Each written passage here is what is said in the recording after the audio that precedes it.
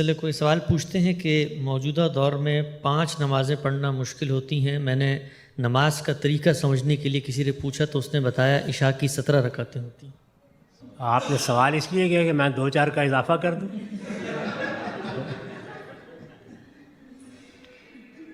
دیکھیے، نماز کے بارے میں پہلے جان لیجئے کہ یہ پروردگار کے حضور میں حاضری ہے۔ دنیا میں جو کچھ بھی اخلاقی چیزیں وجود میں آتی ہیں وہ تعلقات سے وجود میں آتی ہیں۔ میری ماں ہے، میرا باپ ہے، میرا وطن ہے، میرے اعزاء ہیں، میرے اقربا ہیں، میرا خاندان ہے، یہ سارے رشتے ہیں جن کا ہم حق ادا کرتے ہیں تو اعلیٰ اخلاقی اقدار کے حامل سمجھے جاتے ہیں۔ تو ہمارا سب سے بڑا رشتہ ہمارے پروردگار کے ساتھ ہے۔ آپ کی ماں، آپ کا باپ آپ سے کہے کہ آپ چند منٹ کے لیے میرے پاس بیٹھیں گے، کیا فی الواقع یہ ایسا بار ہے کہ انسان کو جواب دے دینا چاہیے؟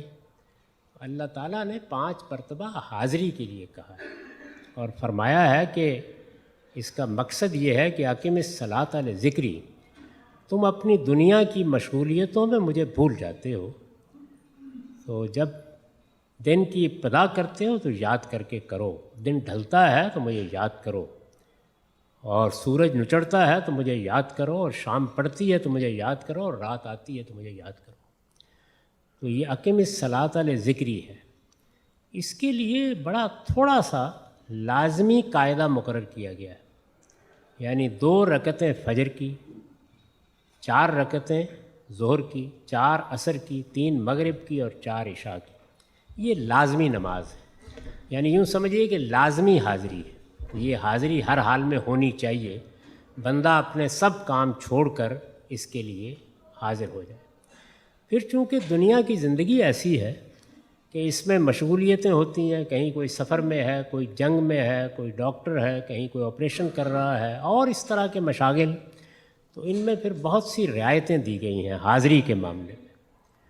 مثلاً یہ بتا دیا گیا ہے کہ اگر کوئی غیر معمولی مشغولیت اس طرح کی ہے جس سے نکلنے میں دقت ہوتی ہے تو تم 2 نمازیں ملا سکتے ہو، یعنی ظہر اور عصر کو ملا کے پڑھ سکتے ہو، ظہر کے وقت میں بھی پڑھ سکتے ہو، عصر کے وقت میں بھی پڑھ سکتے ہو، مغرب اور عشاء کو ملا کے پڑھ سکتے ہو۔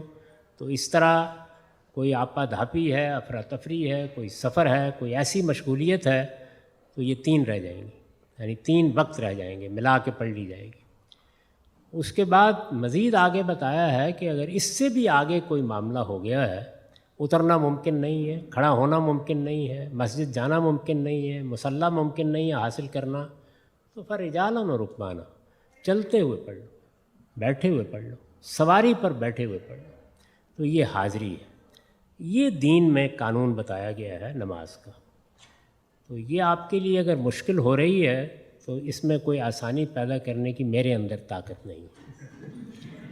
باقی رہ گئی یہ بات کہ آپ اپنی طرف سے، یعنی یہ تو لازمی حاضری ہے، اپنی طرف سے اپنے پروردگار کے سامنے سجدہ ریز ہوتے ہیں، اس کو ہمارے ہاں نفل کہا جاتا ہے۔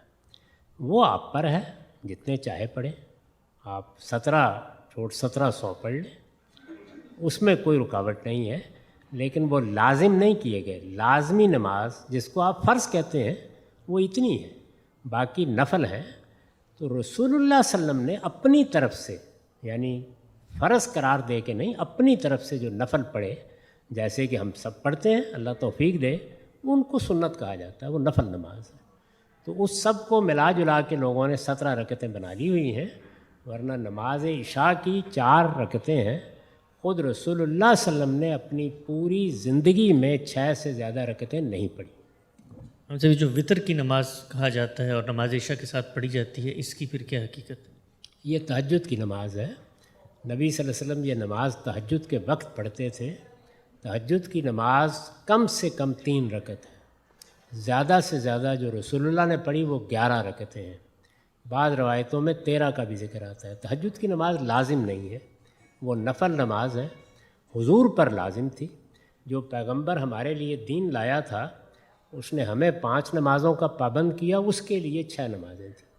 تو یہ رسول اللہ کی نماز ہے، لوگ اپنے شوق سے پڑھنے لگ گئے تو انہوں نے حضور سے کہا کہ ہم میں سے بعض لوگوں کے لیے صبح اٹھنا بہت مشکل ہوتا ہے، تو کیا ہم عشاء کے بعد پڑھ سکتے ہیں تہجد کی نماز؟